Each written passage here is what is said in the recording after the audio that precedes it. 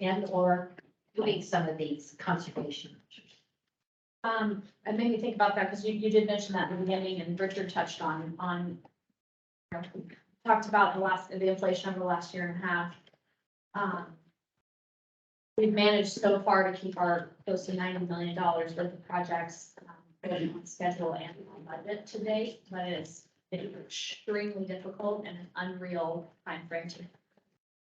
time in our history for such a small community to be working on those huge construction projects.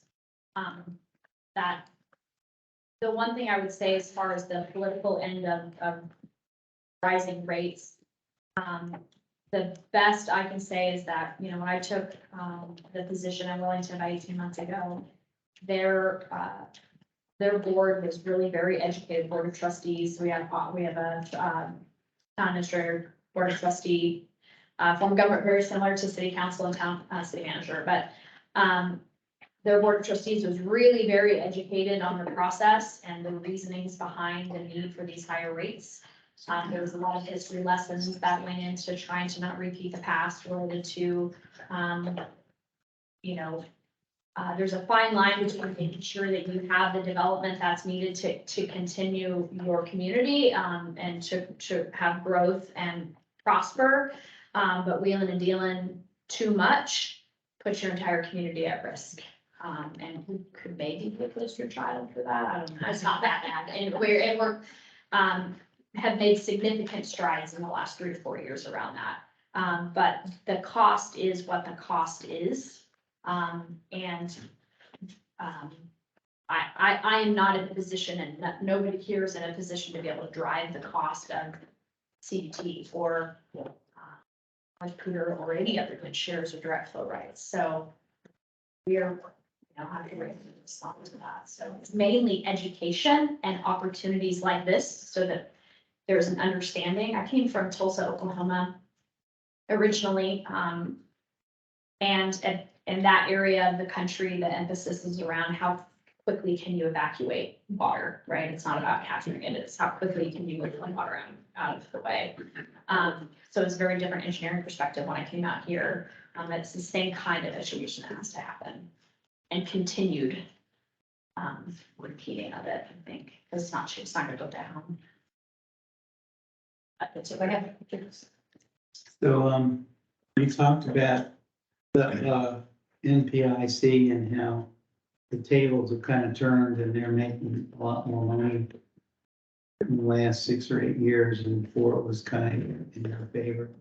And then you talked about a series of existing and prospective partners to work with. So just thinking like a negotiator, and the problem of kind of a contract of adhesion or a unequal bargaining power situation. Are you thinking I'll talk to the partners and maybe that'll diversify our supply so we're not so stuck with NPIC? The one, yes and no, because the one difficulty with where we're located, you know, we are in the heart of that system. We are very, very far from the river. We are rather far, we're a few miles from our nearest water partner, Elko or Northwell County to tie in even. And so the cheapest, most efficient way for us to get water is going to be to have it delivered to Reservoir 3 through the North Cooter Irrigation Company delivery system. So we're going to be tied at the hip to them, I think, for forever. We should be, and it should be a mutual relationship. They are, you know, I can't speak for the last 40 years, but in the last 18 months, North Cooter has been highly receptive to the negotiation of that agreement. They don't want to be on the hook for, they're not a municipal water provider. They're not trying, you know, there's been a really big shift, and I see this really strange parallel between, on a very, very much smaller scale, but between, you know, the shift from Northern water, from Northern being a fully ag provider, right? They were built to bring ag water or supplemental agricultural water over. And then shifted to this, you know, significant wholesale municipal provider, to be honest. And they don't, I think North Cooter sees themselves falling down that slippery slope, and they don't want to go there. They want to be an agricultural provider. So they're interested in making sure that Wellington is made whole in some way or another. But I mean, yeah, it is about business. I mean, I know water shouldn't be a commodity. But well, it depends on what side of the table you're on, but it is in our region, and I'm starting to figure out how to change that, but so there is a role for negotiation and business dealings and all of those things, so long as the end game is to make sure that water's available for all of us. So they have a mutual interest with you, they want to stay at ACK and they want to be reciprocal with you. And I think they have a mutual interest in a lot of their board members in their community. Wellington is their hometown. You know, as we move forward, it's where their kids are gonna go to high school now, we've got high school back. But, yeah, but it'll be interesting, it'll be interesting the next couple of years. I guess I just mean to say they are being proactive and responsive and responsible partners, business partners, and working through negotiations, so they're not stalling things. Thankfully. Any other questions? Go ahead. You talk about the price of water, but as a customer that's making choices about energy versus water conservation projects every day, I always tell people water doesn't cost you enough. Because if you have to choose between putting your money into an energy conservation project that pays back in 3 years or a water project that pays back in 8 years, we all know where the money goes. And so how do we educate people as to the value of water, and that can we really drive conservation without driving the price way up? It's a philosophical question. I don't have a good That's a answer question for for it. Ariel. Yeah.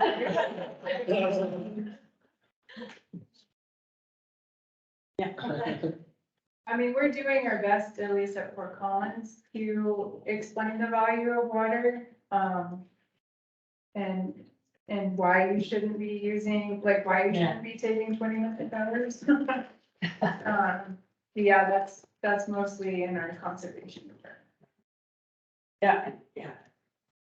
One thing I would add to what Jen said is that Soldier Canyon, just to give you like the economic side of it, you know, so on the water treatment side, I know they take a lot of pride in how efficient they can be in treating. So they treat water, when it comes out of Soldier Canyon, it costs 69 cents a 1,000 gallons. Okay. So if you kind of visualize that, you have 1,000.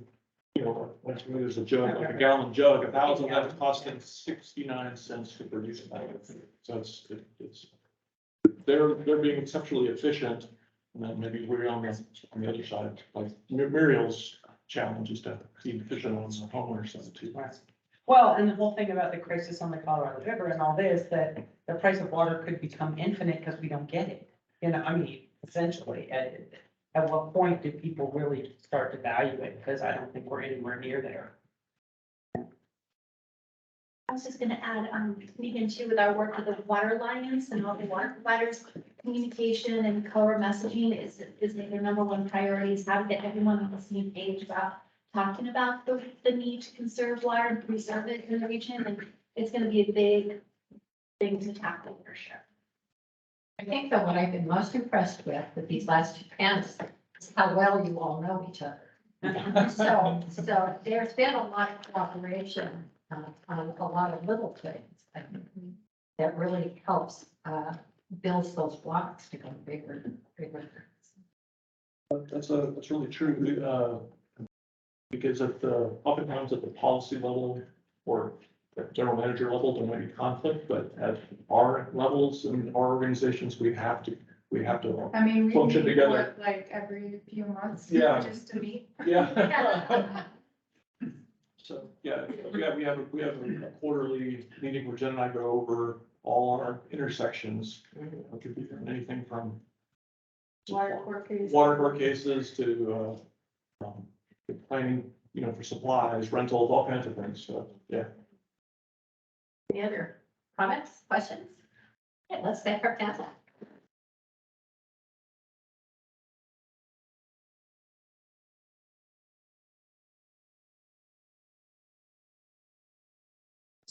It's like.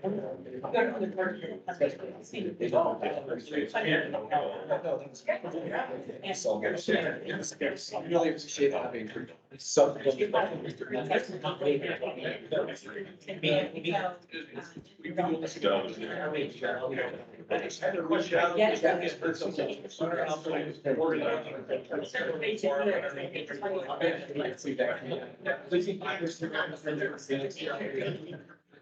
Next year I'll be, You know, so many counties. Beyond that.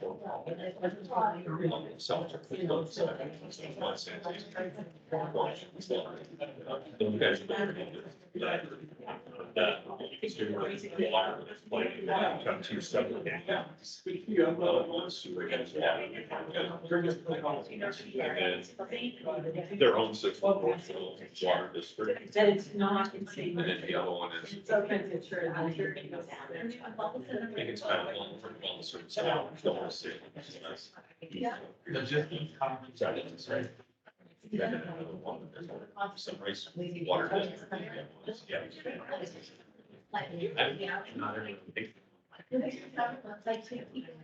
Carol, what do you have? Well, this talk, the next strategies. He's bringing up research. It's, he's going to provide for us. And so, we're big state agents. We won't back over it. It's been almost something we could have maybe done some more.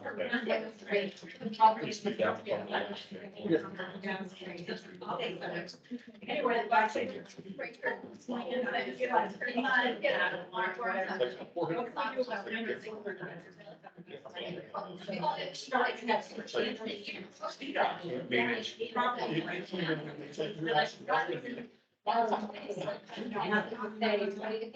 Since they're. Well, and. Yeah.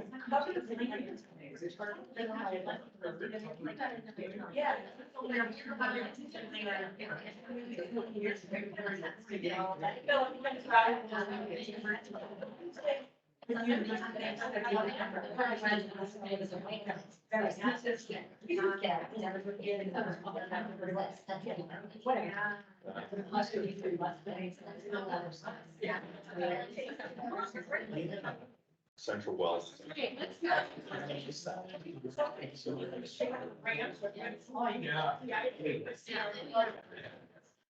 Sure, why not? Platteville. Just colors on them?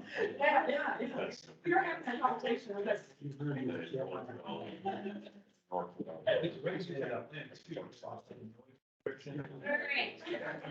on the downhill side.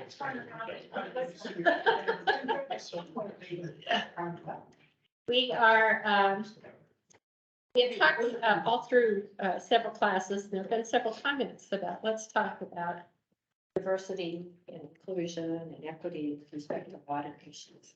And it just so happens that the Water Center just hired a person to do that, and that's Miss Jessica Thrasher. And yes, we were so excited about it. And so we put her to work right away. She's been on the job, I don't know, 3 weeks, 2 weeks. Oh, you're a veteran now. But Jessica has been on campus. She's worked for the One Water Group. She's also worked at the Stormwater Center. Is that what it's called? Yes. So she brings a really diverse background to the subject. We're just so glad to have her here. And I'm going to turn it over to Jessica.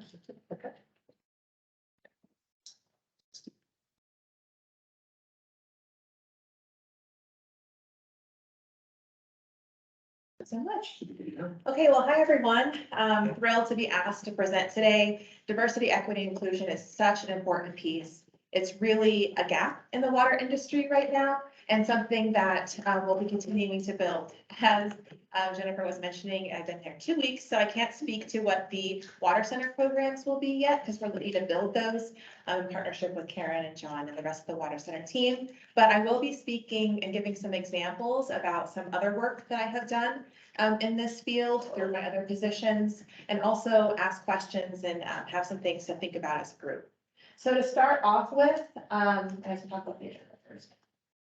I always go the wrong way. Okay, so we're gonna start with the CSU land acknowledgement, and then we're gonna do a poll everywhere question. We're gonna test it out, see how that goes. And then talk about environmental injustice to really root us into what is the problem. I think before we can start talking about solutions, we have to know what the problem is. So start there and then start talking about, okay, now that we've talked about the problem, let's talk about what does the path look like towards equity?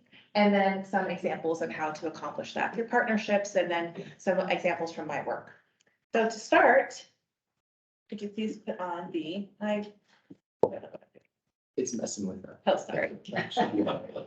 Okay, if you could put on the land acknowledgement. I don't think it'll play from there. I can just pull it up. This is the video.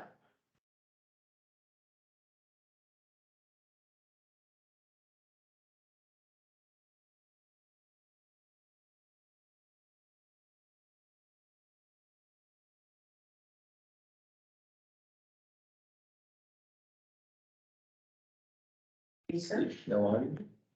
We'll get it. Really appreciate y'all's patience as we get this video.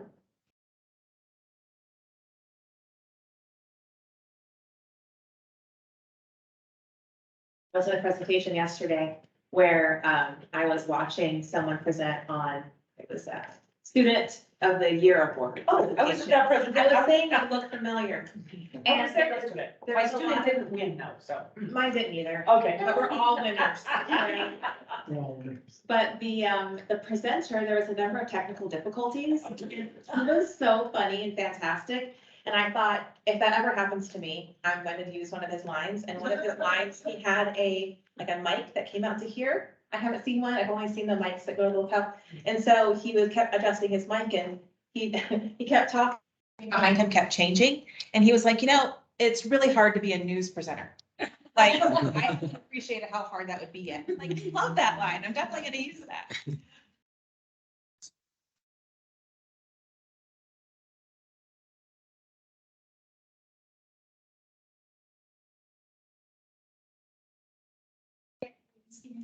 That could help. Yeah, that maybe if it's muted there. The land acknowledgement, Was done. it It is. is. It is, so we'll come back to that. But basically, starting off our conversations with acknowledging that we were not the original stewards of this land, and that having. And then CSU using the land that we are currently on Humidicoff. And so we need to continually acknowledge that. So I think we're being developed right now. Figuring out the audio. See.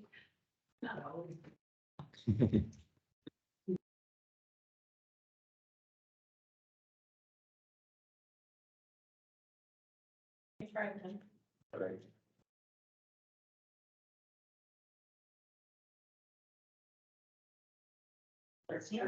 No birds. I hear geese outside, that's all I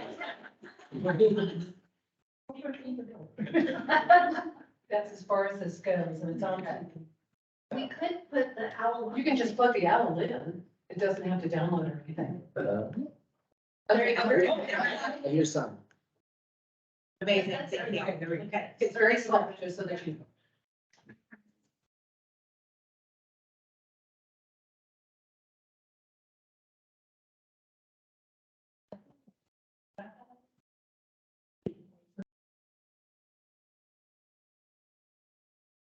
Also effects of trade, gathering, and healing.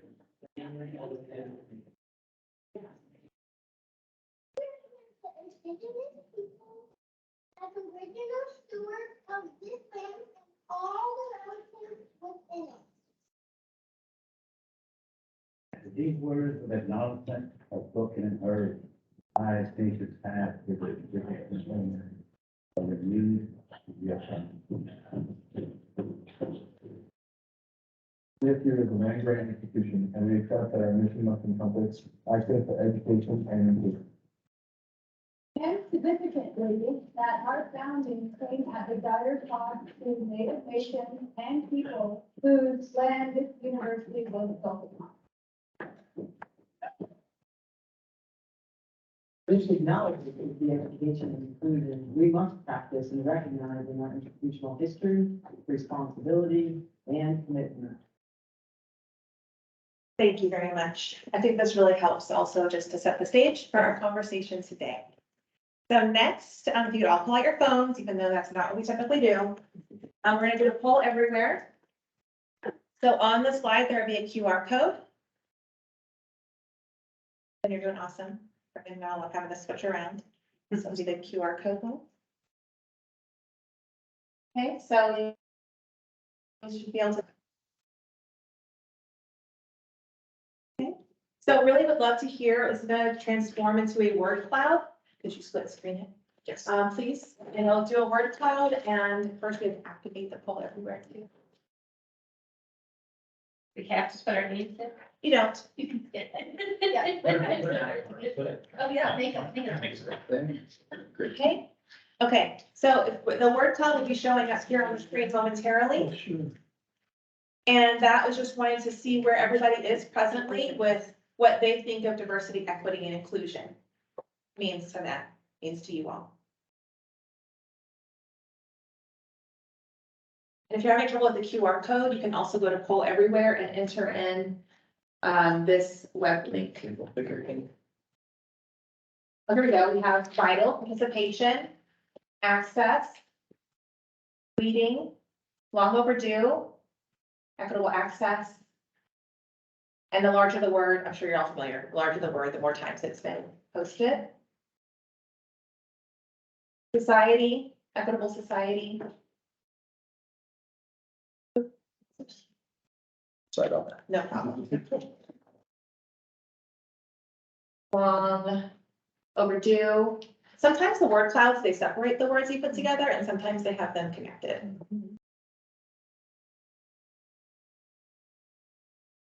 Yeah, if everyone had a chance to put something in and give a few more minutes.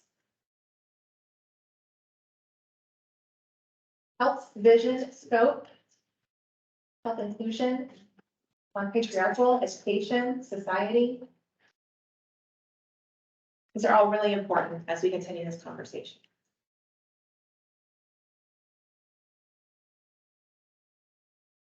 Okay, so now we go to the regular presentation again. Thank you all for participating.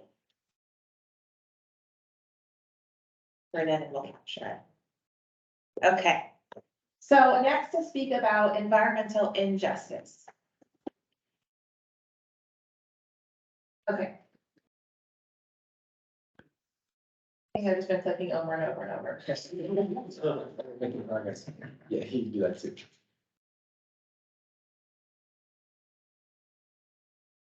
Okay, I'm very clicky today. Okay, so environmental injustice. So one of the things that I'll be referencing are these different handbooks, these policy handbooks, guidebooks. They're in a couple of different slides. But for this particular slide, I took it from the Colorado Latino Climate Justice Policy Handbook. They're all very, very long. And they're also all linked. So all of the blue lettering that you see are links. So when you receive this presentation after the fact, you can click on them to learn more. So something that we need to first just recognize is that different types of people have very different access to environmental benefits. So this is green space, this is clean air, this is clean water. And they also have, because of this, different exposures to environmental harm. The people who usually experience these are low income and minority communities. Communities with this less power and privilege are more likely to live next to polluted areas. This could be industrial zones like in Denver, hazardous waste facilities, highways. I was in a presentation, I was listening to a presentation earlier this year, and it was about health and environmental health as a result of these environmental injustice. And how there's a new research in the health field right now where genetic diseases are actually a result of the same families living in the same spaces for generations. So if you're like, oh, well, you know, you have anemia, that's genetic. It actually isn't genetic. It's just that the families have been living and experiencing the same symptoms because they're exposed to the same environmental harms. That blew my mind. That is not something I've ever thought about or considered. And that is something that when they were sharing their experience at this panel, they said that they're so anemic that you can push on their skin and their whole arm will bruise, that her son gets nosebleeds from the air, the pollution in the soil and the water. So would it be more accurate? I'm just trying to think of how this interfaces with the medical community. Would it be more accurate to say that these folks have historical, but not genetic? Because who's misdiagnosing and saying, oh, because they're just asking about family history, probably. Right, And they're saying, oh yeah, my mom and grandma had that, so, right. and they're calling it genetic, but they Yeah. really should just be calling it historical. Right, and so I think that's part of getting through the family history is understanding what environmental factors are impacting these specific neighborhoods. And that's really difficult. That's really difficult because a lot of people don't even know that they're being impacted physically by what they live. So this research, I think, is bringing this greater awareness to, wow, we have a lot of environmental injustice and it's coming out in a lot of different ways. So that same panelist was talking about how certain schools in Denver are not getting funded because they don't have enough students. And the reason that students aren't in the classrooms is because they're sick all the time. Again, blew my mind. So these are all things, this is not just about water. Water is very complicated, as I'm sure that you've heard throughout all of your classes that you've had so far. Diversity, equity, and inclusion is also complex, and we need to not just look at this one piece of water justice and diversity, equity, inclusion in water, but how that connects with all these other elements as well. Additionally, taxpayer funds are invested in predominantly white communities, and that the school's green spaces, programs, transit infrastructure that reduce pollution are also in these communities. Additionally, extreme climate events impact vulnerable populations the most. So when we have droughts, when we have flooding, these are the low-income areas and usually the minority communities. And most recently, it's been brought to my attention, mobile home parks. So there was one of our graduate students that works with us. She was contacted, she was doing a class, she was giving a lecture, and a student came up to her afterwards and said, I live in a mobile home park in Fort Collins.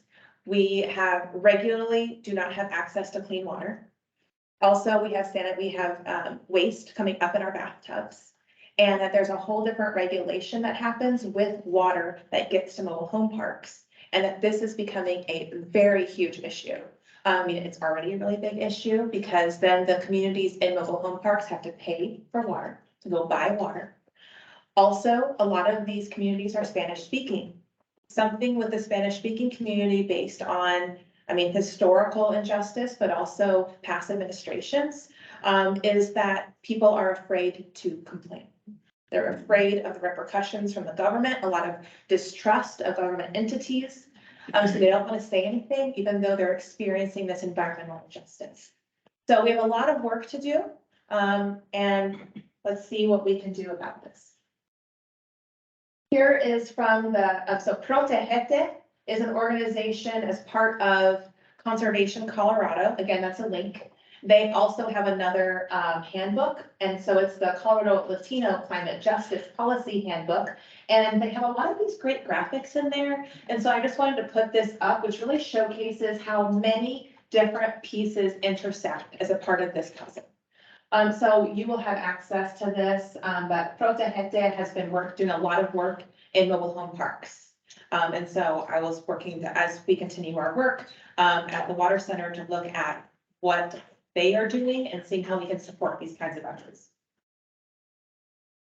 So I want to talk to specific examples of what I've heard in my own diversity, equity, inclusion work, and how we can reframe our outlook. How can we think about things differently? Because what we say matters. How we think about things matters. So my previous role, I was at the Stormwater Center and I did a lot of rain barrel workshops.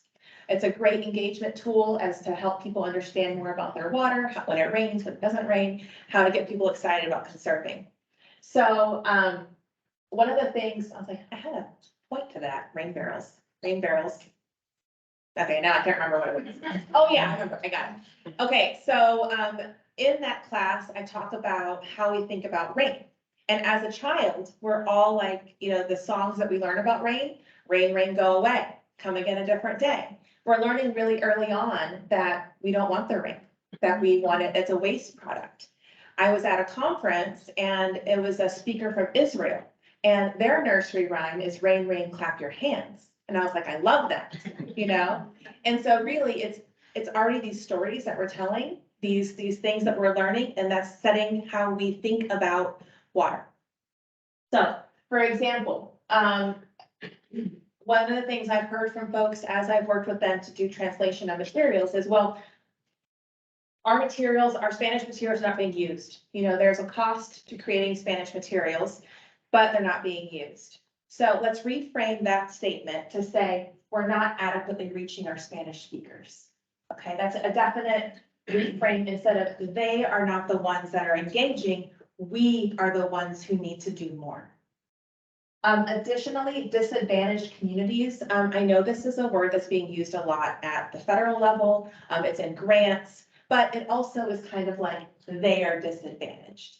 So I like the term underserved. We are underserving the community. So again, just these are small things that we can do to reframe how we think about interacting.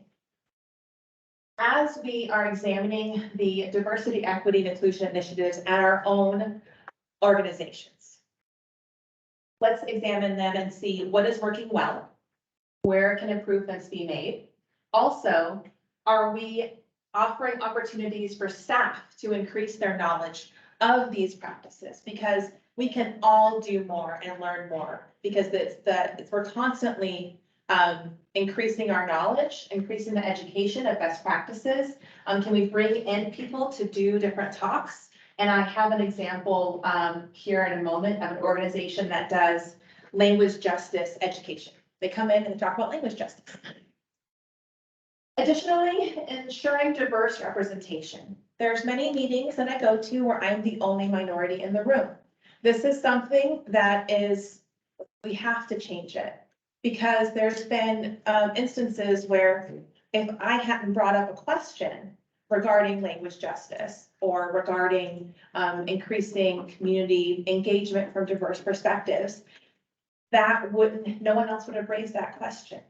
So we really need to ensure that in order to get a different viewpoint, in order to make sure that our policies, that our practices, that our education, that our outreach is going to be interacting with the communities and serving our communities, we need to have people from those groups as a part of the discussion. And then finally, a lot of these conversations are uncomfortable. It is uncomfortable to say we are in a position of privilege. It is uncomfortable. With one of the presentations that I was sitting in on, someone said, we need to sit with the discomfort. And I loved that. I love that because I am an educator, I have young kids, you know, and I think about how in order to grow, we have to get uncomfortable. You know, if you stay on the same path, we won't ever grow into what we're meant to be. So when we have people that look like us, that come from the same background as us, that have the same education level as us, that's not very uncomfortable. So in order to really grow and expand our knowledge and our viewpoints, we need to have that diversity in the room. So here are the resources that I was mentioning. Again, all of these are linked.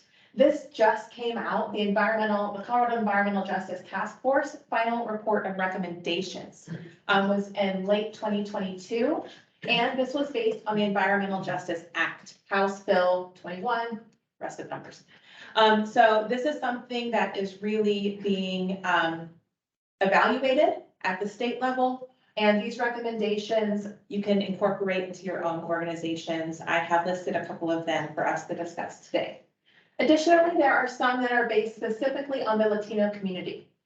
So the Pro de Gente, one that I was mentioning earlier, and also Green Latinos just put out the Latino Climate Justice Framework as well. Additionally, American Rivers has this Water Justice Toolkit, and River Network has an Equitable Water Infrastructure Toolkit. So there are resources out there. I encourage you all to look into these as is appropriate for all of your organizations. Because, you know, learning is such an important aspect of this, as to we don't have to create things from scratch. People have already said, here are some roadmaps on how to engage and how to move forward with your organization. And so we just need to kind of look into what they say and how that best fits. Again, it's not one size fits all in this work. So, the way, I don't know, has anyone done emergenetics? Yes. Okay, great. So Otter Cares, I used to work at Otter Cares, and they do this program called Emergenetics, and it's about how your brain is wired, which was super interesting. There's all of these different quizzes you can take about what's your personality, but this is more how is your brain specifically wired. And one of the things that stuck with me about that course was it's talking about what is easy for your brain to do. It's like a highway. When you're doing something that is just, you can do efficiently, quickly, and well, that's like you're on a highway. And then when it's something that you can still do, but it's gonna take you longer, it's just more work for you to try to determine like how to go this route.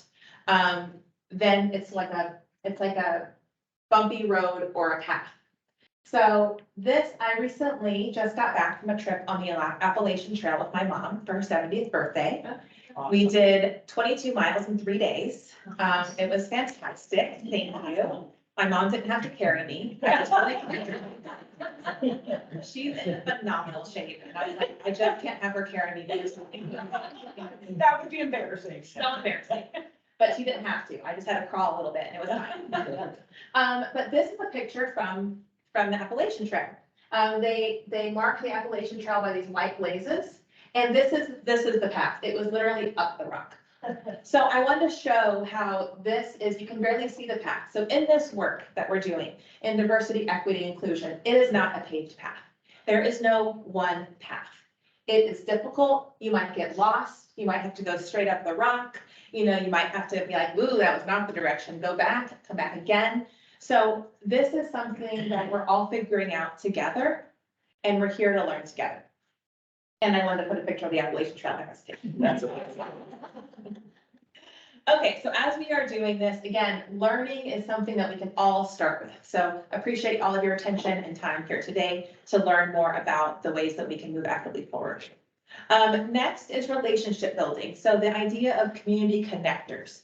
The Environmental Justice Task Force recommendations has the community connectors. That's where I got that term from, but I love that term. There are people working in the communities that we want to collaborate with, that we want to include, and they trust the community connectors. You know, we need to build that trust in the community by working with people who are already trusted, listening to what the recommendations are from people who've already been listening. Next, really important, listen and be authentic. I think that sometimes that we go into these conversations with, here's what we want to get out of the conversation, instead of how can we serve this community. And so by listening is a way that we can start building that trust. Has anyone ever, I guess I'm not sure we can raise our hands, but I'm gonna say it anyway. Has anyone ever been in a situation where you go into a new position or you go and you meet someone and you know that a bridge has been burned with that person and you're trying to fix it? Oh, yeah. Okay.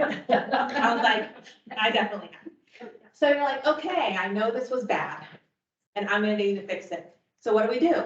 We listen, we hear them out. We try to build that relationship. It's the same thing with these groups that have been marginalized, except that that bridge has been burned for quite some time. And so I think a lot of times we just want, okay, well, I want to engage them right now. Why aren't they engaging? Why can't we work with them? Why don't they trust us? We don't look at it the same as we do when we're like, oh, okay, X person needs to be engaged. They're important, fix the bridge, you know? So we need to go into it with a long-term mindset that this is going to take time. And that is by using these community connectors and listening are one of those ways to do that. And also, instead of going in with our own agendas, let's find out what the issues in the community are that we can help solve. Because a lot of times when we go in, we might say, well, this is your problem, but actually it's this way over here. And so we need to understand what those issues are in order to be able to move forward. Next, remove as many barriers to engagement as possible. So this could look like having a variety of in-person meetings, virtual meetings, offering childcare. For a lot of these communities, if you want to have engagement, you need to have childcare because otherwise it's gonna be after hours, they have their kids with them. Also having food there. If it's dinner time, having food. If there's offering incentives to participate, we're asking people sometimes to come give their time, and their expertise. We need to pay for that. You know, that is valuable time. And so by paying for that time, we're showing people that their input is valuable, that they bring something important to this discussion. So that's something else. You can do gift cards, you can do a variety of different things. Think carefully, I already have that one on there. Think carefully about how you're marketing your classes, your events, your I guess trainings, but also like your meetings. Because marketing would be different. I'll give you an example from, I also teach rain garden classes. So to a middle class community, or middle class community members rather, I might say, come to this rain garden class. It'll benefit pollinators. You'll create an oasis. You will have hummingbirds coming to your yard. You know, it's going to be this beautiful interactive space. You could create wildlife corridors. It'll be protecting stormwater pollution, preventing it from the stormwater from polluting as it runs down. For a low income group, I might say, save money on your water bill. If you have rain barrels, you know, rain barrels can water your food production garden. So be careful of just taking your English marketing materials and translating them into Spanish, because it's not the same motivators potentially for these different communities. I learned so much, and I'm an educator. I love learning, so I reference a lot of other people and their great ideas. So I was in another lecture where someone was talking about a grants versus rebates work in Tucson. And what she was talking to me about, not me personally, everybody, what she was talking to the group about was how in low income groups, in low income communities rather, they found that the rebates for water conservation were not being utilized. And that the affluent communities were utilizing these rebates. And she said, and that was because in order to get a rebate, you have to have the funds initially to purchase the thing. And then wait to then get reimbursed. And then versus having a grant. The grants were very heavily utilized in low income neighborhoods. And so I was like, that is something that I hadn't really thought about. But again, that reframing, thinking about what are the barriers, what issues might exist to adopting some of these programs. And then finally, it's not to be perfect. You know, I myself am a perfectionist. I like things to be done right the first time, but that is not how this work is. And then when I'm talking with folks sometimes, they're like, well, I'm afraid I'm going to make a mistake.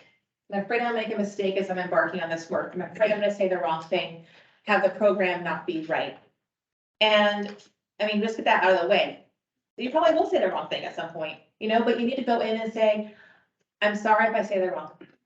Please let me know if that was, you know, a better word to use in this instance or something like that.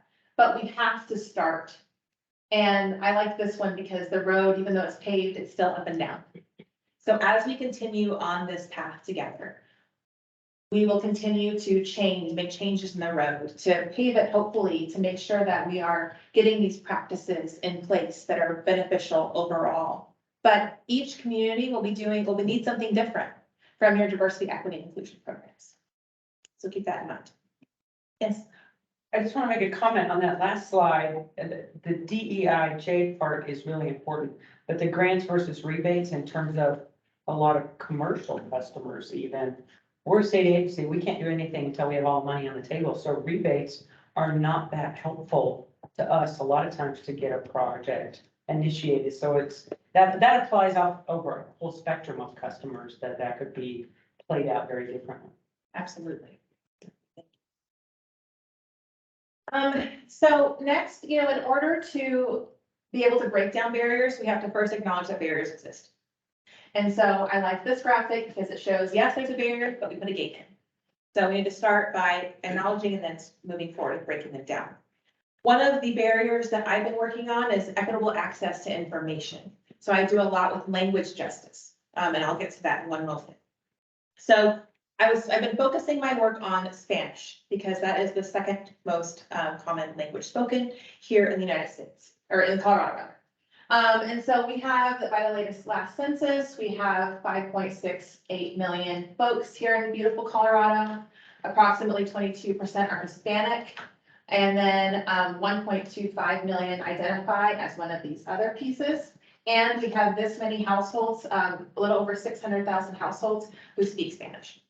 So there is a lot of need for education in Spanish. I want to point out here the term Hispanic and why I put it in quotes. So the term Hispanic was created by the government for like the census. But not everyone who you and maybe call Hispanic goes by Hispanic, because that wasn't a term that was created by our community. I grew up saying that I was Hispanic. My mom is from Mexico. My dad is from Alabama, a whole nother. But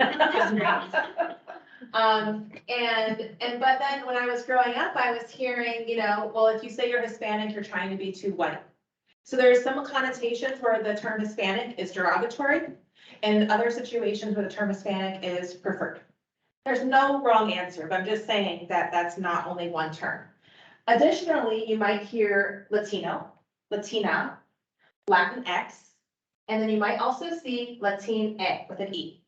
So in Spanish, Latinx doesn't make any sense with the language. So there's just no like X that sounds like that. So the word, so Spanish is male, female, very much male, female, but now there's a movement to having more E's at the end so that it's not preferred gender, it's not genderized. Next, the term you might see is Chicano, Chicana, Chicane, Chicanx. So technically, I'm a Chicana, which means that I have a parent from Mexico and a parent from the United States. My mom really thinks that is a derogatory term. So where she grew up, how she grew up, she's like, I don't want to hear that. But now there's a movement to bring back the Chicano, to retake back the term Chicano. And it's also being associated with with justice work. So it's not only like, oh, are you technically Chicana with that background? It's more also a political meaning as well. So all that to say, this is just one example from the Latino community, but that there are a lot of different terms. And so I know that can be kind of a lot to try to like, okay, well, what is the correct term? What do we say? So that would be something to talk to your community connectors about and see what might be the best term to use. And also maybe just stating, here are the different populations that we're engaging, and it builds this entire space. Okay, so I focused on language justice for the reasons that I just described. Has anyone heard of the term language justice? A couple of you? Great. So for those of you who haven't, it is the ability to communicate and listen in the language of your heart, the language that you feel most comfortable speaking. And that is the definition provided by the Community Language Co-op, which I'll be talking more about here momentarily. So in order to do this, I launched the Language Justice Initiative at the Colorado Stormwater Center, where I previously was at CSU. And this looked like translating existing educational materials. I really feel that as a baseline, we should have that equitable access to information where all of the information can be accessed in English and Spanish or in other language that is predominant in that community. I also offered bilingual classes in English and Spanish. We had some certification programs, only in English, that I translated, and then created a Spanish webpage and a commitment to making any new materials bilingual. That's important because there is a cost to translation, but if you write it into your grant or into your next program budget, where, okay, we're not gonna make this whole new program material in English, and then we have to find the money to then translate it. So put that into your budget on the front end to make sure that those are there. Having a Spanish webpage, I have seen, those Google Translate button for web pages. I would probably, I'm not fluent in Spanish, and so I can't speak to those, but usually when I do Google Translate on a page that's not in English and translate it into English, it usually doesn't translate very well, So just be thinking about that. And a lot of the websites that I've seen, some are quite good, where they will, if you put a page on your website and then you can translate that page. But if you have any educational materials, those don't translate. So you need to upload those files translated as well. So while it's not perfect, one of the ways that you can start creating, you don't have to wait till you have every single document, on your website or something like that to be able to create those resources and availability. Just maybe create a Spanish page and then build on it and continually work towards filling that up with more and more resources. Next, interpretation and translation services. These are different skill sets. This is something that I thought was the same skill set because I was working with someone who could do both. And then I found out, wow, that is not the same skill set. It's just she's incredibly talented. So translation is translating written content from one language to another. Interpretation is with special audio equipment where someone could be, I could be talking to you in English and they're right here translating in Spanish for the Spanish speakers in the room. I have seen this in action and it blows my mind every single time. So what this looks like is they bring a little case. The Community Language Cooperative is phenomenal. They are up and down the Front Range. Here is a link to their website. They do, I don't know, like 17 languages, including ASL. And what they do is they bring a little box with them. It looks like that, it's a little suitcase. And they have like, I'm old, so iPods. Little iPod. Okay. We're all old. Yeah, like my kids are like, what are you talking about? Yeah. Okay, and so it looks like a little iPod and then it's on a, like a little necklace. And so, and it comes with an earpiece. Looks like this. And so then the translator is continually, simultaneously translating into this box. And then they're on the correct channel where they can just put over their ear and hear the Spanish or flip it out and hear the English. So I also, when I was teaching, had one of these interpreters because the interpreter can interpret for me as well. So if someone asked me a question in Spanish, I would put it on and I could hear her in English. So I've seen this utilized in like where I did a presentation. So it can be utilized that way. It can also be utilized for community meetings. So I was also at an event where it was set up in little round tables. And so there was like someone there speaking in the round table. And so they were having an interpreter by them to speak to the group and then hear back as well. So it can be small settings or larger settings. They are the ones that also do language justice training. So if you're interested, they could come out and speak to your group about what this is, what it means. And then just kind of on this, something that I find really helpful, something that I have been working on is, I didn't do it for this one because I added some slides. I wanted to have this entire presentation bilingual so that you could see how that looks, what it feels like to not potentially understand part of what's on the slides. And I think having that understanding that, wow, there's people that are participating in meetings, coming to events that don't understand fully everything that we're presenting. And just that awareness. Has anyone traveled to a country where they don't speak the language? Yes, great. Have you ever been in a room, maybe in said country, where you're like, I look different than everyone else? Yes. Do you notice that? You notice it? Yeah. So I want you to think about that too. That when I was gonna comment, I had an experience recently, we compete with other universities on sustainability, and there's about a dozen of us that have reached platinum level in this one score. And I was trying to look at what their competitors are doing, right? Two of them are Quebec Canadian colleges, and I went to one of their websites and everything's in French. And I kept looking for an English page, and my reaction when I was done is like, well, clearly if I don't speak French, I'm not welcome here. And I had one of those aha moments where I was like, oh, we do the same thing to everybody else that doesn't speak English. But it was very clear. There was not, the one English page just said, it, had like 3 lines on it, but there was no information about I was trying to find stats about the university. Sure. Nothing. Not that I was not welcome there. It was Don't hold very- that against the French, that's just those Quebecers. So I think those aha moments are moments that we're like, wow, we can really internalize that and see it from the other perspective. And thank you for sharing that story. It's fantastic. Not fantastic, that. Well, I still didn't find anything about this university in Quebec, so, yeah. Anybody speaks French, you can help me out, yeah.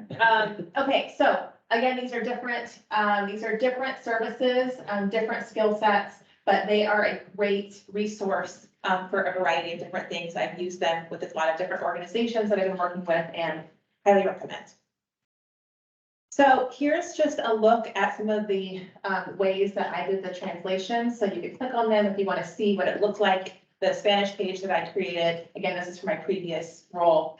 One of the things that I was going through the materials for the Stormwater Center, and I realized that we had this guide. It's a paperback guide. It's called a field guide. And you can take it out into the field and be like, okay, I can see what stormwater measures there are. I can see what needs to be inspected and maintained. Well, we only had it in English.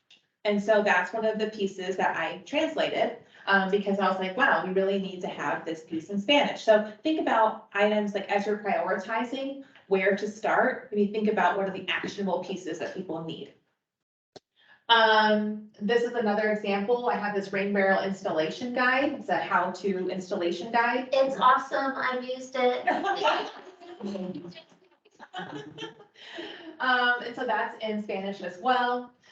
We are working, I will be speaking a little bit about our rain garden pilot project. We have a rain garden installation guide in process, and then educational classes being in English and Spanish.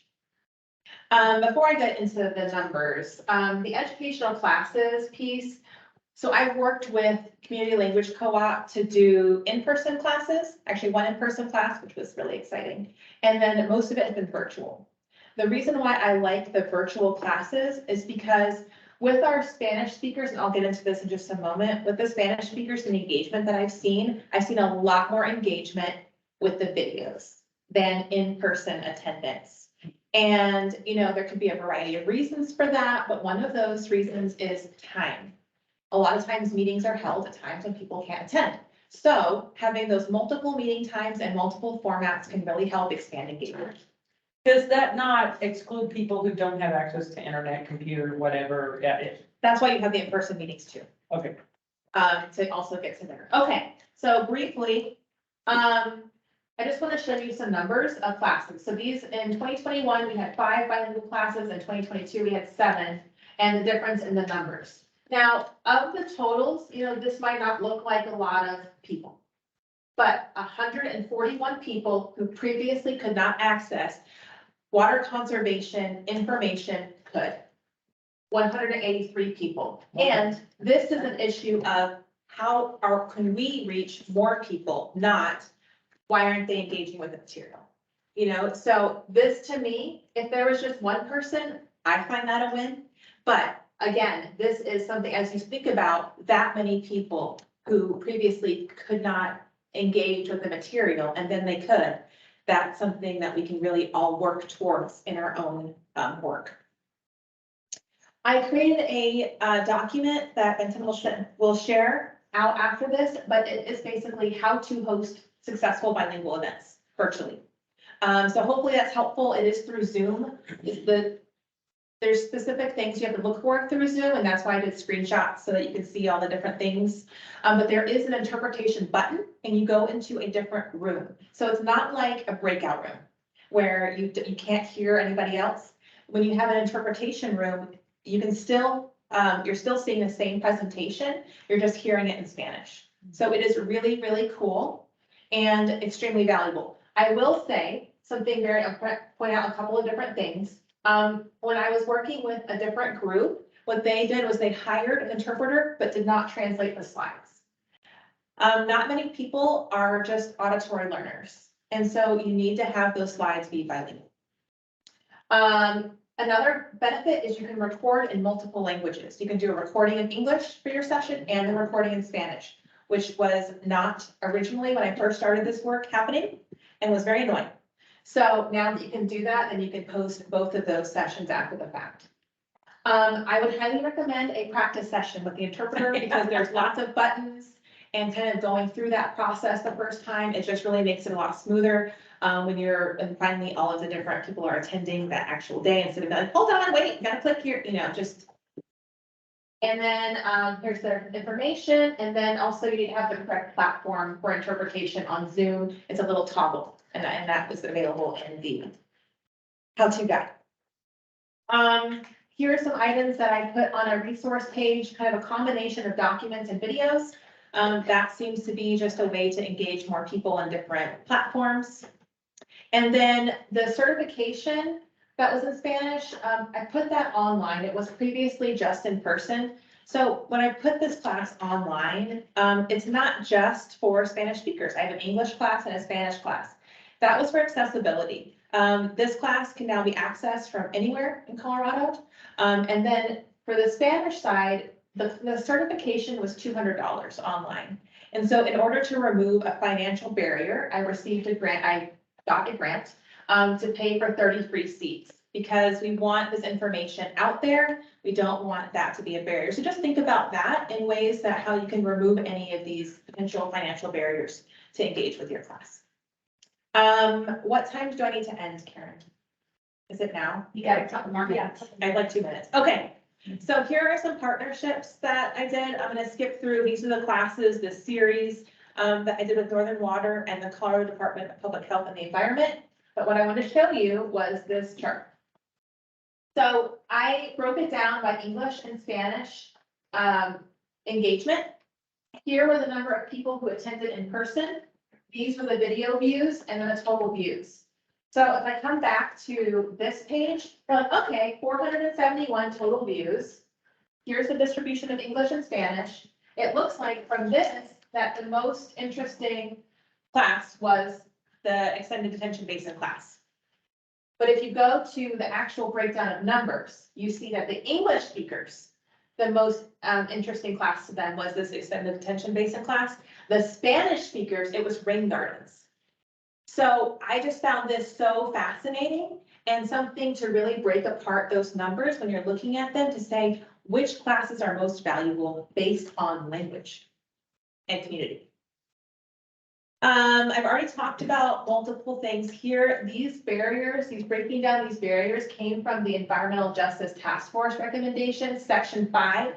So you can dig in deeper to what they recommend here, but some of these that I picked out for us today are having the community connectors, the meeting times, having the different options, virtual and in-person interpretation, providing food, childcare, payment participation, and then removing the financial barriers. So these are all just like some key practices to keep in mind.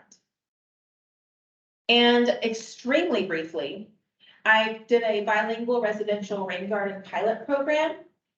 And with this program, just something to keep in mind is that the English and Spanish was woven in initially. So when you're going and building these new programs, just have that integration in from the very beginning.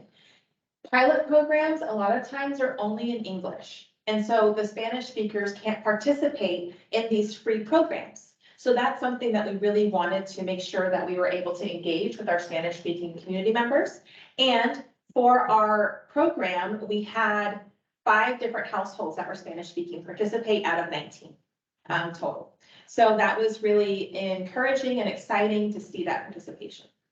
I don't have time to go through this today, but if you're interested in learning more about this program, please contact me. This is my great team. I just want to shout out to my team.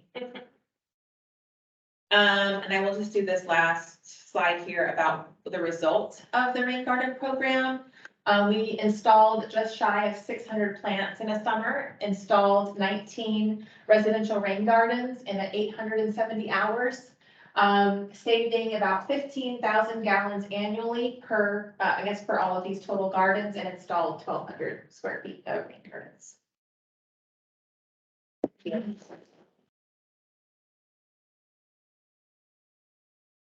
I should for just a second. Oh, yeah. Yeah, thank you for this. It was very, very, Yeah.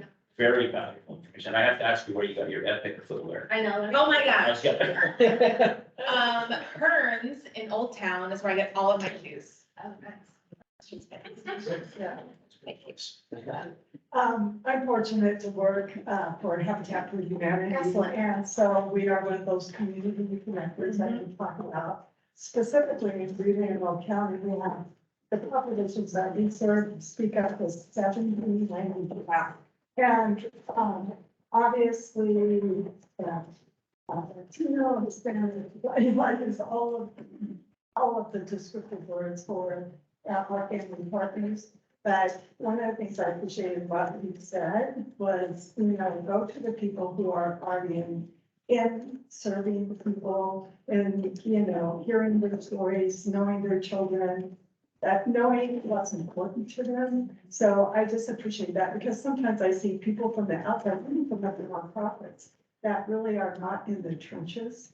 And they don't understand the challenges, that family face and individual space and giving access to all of the opportunities that, frankly, for these white people easily have access to. So, I think that was one point I really appreciated you making because so often, we hear a lot of comments about underserved population without really understanding fully, the health. The connection is something I've seen over and over again, where, a mother and her son are living in a basement, molded apartment, and she doesn't speak English. And so for her to even be able to articulate something until we come in and look at that, dwelling and see with our own eyes, we're able to advocate for her. But it's again, just building relationships and really, I think really being authentic. So thank you, great, presentation. Thank you. Thanks, Jessica.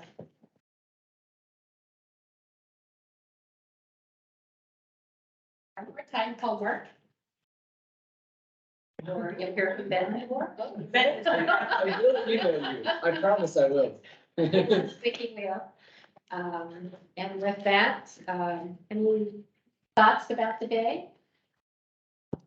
As you drive home, what are you gonna be thinking about? Well, one thing I want you all to think about, we've been talking about how it's a great epic year for snowpack in the high country. That is not true in the foothills. And today is a red flag day, just to make you guys pucker up a little bit, which is high fire danger day, high winds, high temperatures. So that is not true for the actually, those of us to the west of you that actually threaten your communities. Pay attention. Yeah, it's been a year. The announcement the last few days, yesterday from the administration about the California water deal. I scanned it, I just didn't have time to read it, but I didn't really get anything out of it. Well, it's a draft, environmental statement that had to come out. Oh, It has 3 options in it.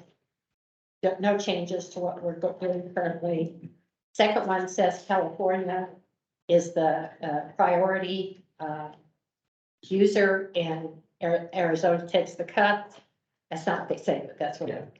And then the third one, it's the lower basin shares proportionally in the shortages. So that's it in the short run. appreciate that, I didn't You bet. Upper basin didn't get hit. get hit, although I think there's probably some fine writing in there that can look at. There's a really good article in the Washington Post yesterday that Apple put on my phone. Dan Post had an article this morning. NPR has had a thing about it, so be careful going home, come back to us safely next month. And see you then. Enjoy the spring. Thank you. We could have got. What you said about rain. 24th, May 24th. We don't have any other classes. We just have It's a shorter one. It's slight. 1 week apart, 1 week apart. So taken by that. The graduation did not take place. Oh, well. Here. One more bonus by class. Yes. The graduation. But to tell you is all of this came in and more. Remember to take off your name. Well.